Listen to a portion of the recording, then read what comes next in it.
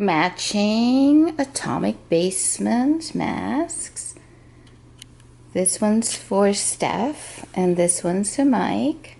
The second one came out a little bit kind of neater because it has the whole atomic basement comics, Long Beach, on it.